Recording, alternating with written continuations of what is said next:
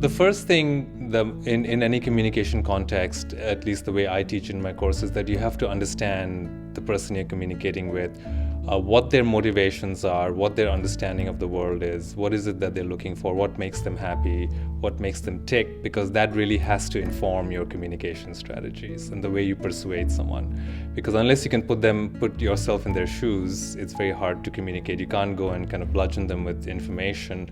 You have to really have them kind of go along with you in terms of understanding what you want them to do and for it to be worth it for them as well. So that's really one of the basic principles guiding both interpersonal and non-personal communications. So there are two basic components to the course. The first part is to be able to communicate effectively, you have to understand the consumer.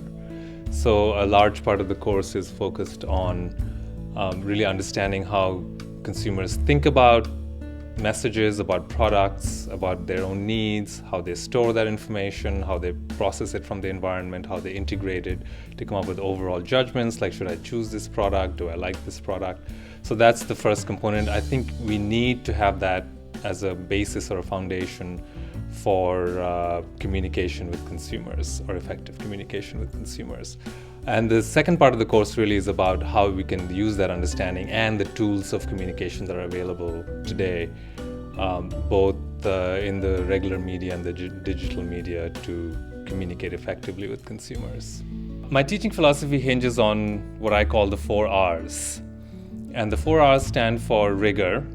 I think the course has to be rigorous for students to feel challenged and for students to really learn the material and learn how to apply it in the real world. It has to focus on what I call responsibility, which is the second R. And responsibility means students taking responsibility for their own learning. I think learning is an interactive process involving the instructor and the students. It's obviously not a one-way dialogue where the professor is talking to the students.